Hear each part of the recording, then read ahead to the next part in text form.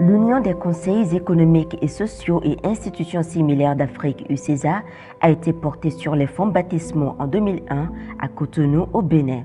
Véritable outil d'intégration, de promotion du dialogue social, l'UCESA compte aujourd'hui plus d'une vingtaine de pays membres. Élu par ses pairs à la faveur de l'Assemblée générale de l'Union des conseils économiques et sociaux et institutions similaires d'Afrique UCESA, tenue à Bamako au Mali les 10 et 11 octobre 2017 pour un mandat de 2 ans, le Dr Boulkassoum Haïdara, président du Conseil économique, social et culturel du Mali, passera le témoin au mois de décembre 2019 à Rabat au Maroc où se tiendra la prochaine rencontre de la dite Union.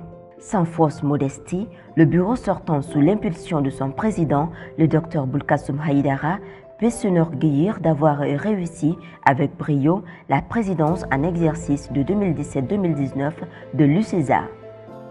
Ce, à travers l'état d'exécution de la feuille de route de la dite mandature. Outre la tenue régulière des réunions statutaires à date prévue, le président Haïdara a su, de par sa vision et son leadership éclairé, faire rayonner l'UCESA au-delà des frontières africaines. Ainsi, plusieurs ateliers de haut niveau furent organisés sur des questions liées au développement du continent africain.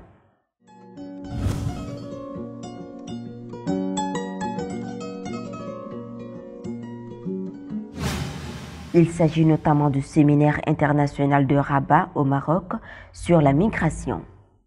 Conjointement organisé par l'UCESA et la Chambre des représentants du Royaume chérifien les 30 et 31 octobre 2018, le dit séminaire a été sanctionné par un appel dit appel de Rabat.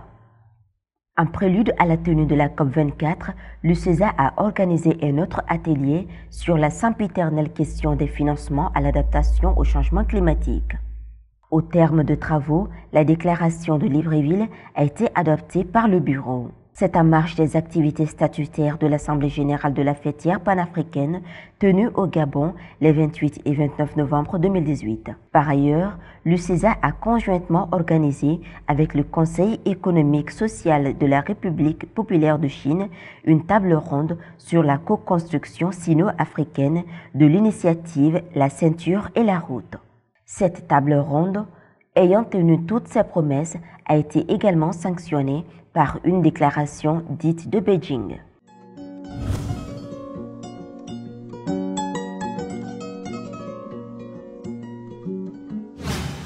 Mieux, le bureau de l'UCESA, sous l'impulsion du président Haïdara, a mobilisé tous les CES d'Afrique pour soutenir de façon indéfectible pendant le conseil d'administration du l'AICESIS tenu le 7 avril 2019 à Curaçao, dans les Caraïbes, la candidature de M. Charles Kofi Dibi, président du CESCE de la République sœur de Côte d'Ivoire, au poste très convoité de président de l'Association internationale des conseils économiques et sociaux et institutions similaires, AICESIS.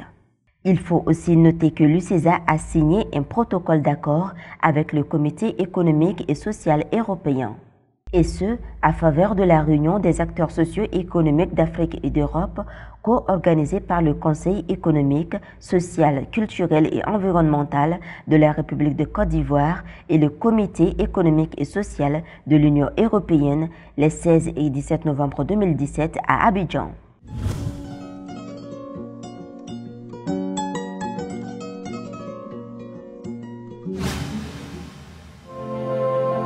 Dans la dynamique d'optimiser la visibilité de l'UCESA, 2 revues thématiques furent publiées et un magazine vidéo de capitalisation des activités réalisées par le bureau sortant.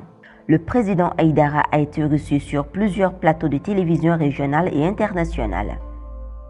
Le projet de site web de l'UCESA, confié au Conseil économique, social et environnemental du Maroc en cours de réalisation.